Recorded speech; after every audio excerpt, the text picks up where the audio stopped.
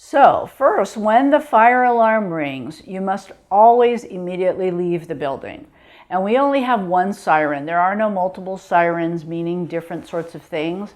When the alarm rings, you must go. So always use the stairs. If the power goes out, you don't want to be stuck in an elevator. And this could happen in fire, earthquakes, etc. So always use the stairs. So when that alarm rings, you head to the closest evacuation site.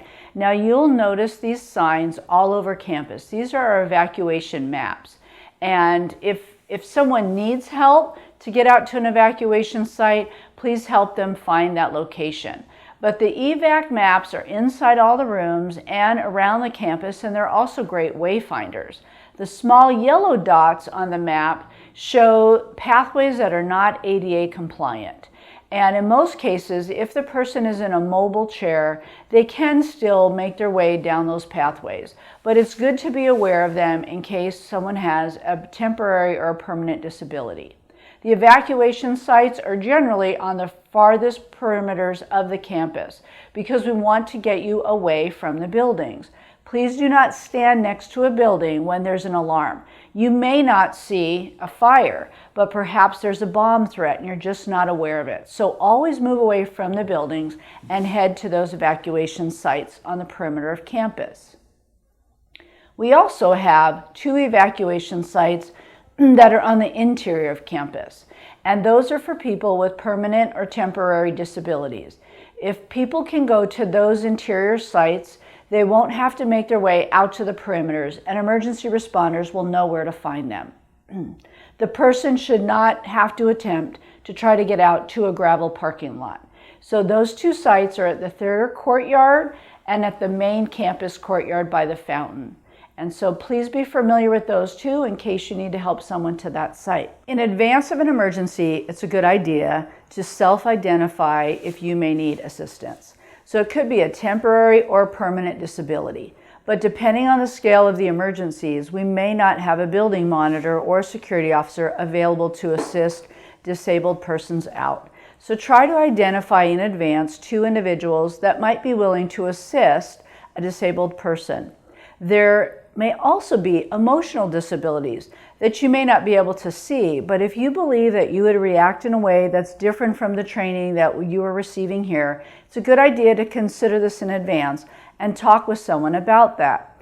So during one of the very first trainings that we offered on emergency preparedness, we talked about earthquakes, and employee came to me at the end and said she was in the Alaska earthquake 50 years ago. She was a child and was very traumatized by the event. And she said despite the training that we were giving to drop, cover, hold, she would probably just run out of the room hysterical. And I thought, wow, that might be considered something like an emotional disability. You wouldn't see that or know that unless someone disclosed that to you in advance. So do think about how you might react, or discuss in your work group how someone else might react so that you're prepared for that. Now, for those that are injured or have a disability and cannot make it down the stairwells, we have striker chairs placed around the campus in all of our 2-story buildings. A striker chair has rollers and like a belt rather than wheels, and it glides down the stairs. So they're mounted on the walls of the upper level floors, and they remove easily from the wall. They just detach and you unfold them and then strap the person into the chair. It's always good to have 2 people, if possible, to help move the person down the stairs, but in an emergency or if no one else is available, it's a lightweight chair and it does have a brake, and if necessary, you could probably do it alone. So please view the 6.5-minute video that we have available on the Emergency Preparedness webpage so that you can see how to properly operate a striker chair. You may think, well, I don't normally work in a 2-story building on campus, but during an incident, you might be in one of those buildings and need to assist by using a striker chair. The 5000 building had a fire alarm. It actually turns out to be a false alarm, and we made it into a drill, and it was a water pressure problem, but it became a great training exercise. So the fire department arrived and they praised us for being the best business in Shoreline that gets everyone out to the evacuation sites. I really like this photo because one, I thought it was kind of interesting that the fire truck was parked on the wrong side of the road, right? You can see that there. But also, people made it out across the road and away from the building. And then I looked at the photo and thought, but that's not an evacuation site. They're standing next to our fuel pumps there. So it's good to know where the nearest evacuation site is so that you go to the right location. Here's the actual assembly site to the east of the 5,000 building that employees should go to. You can lead the way for students, and you can see the red assembly sign there towards the rear of the parking lot because we'd like to try to get you as far away from the building as possible.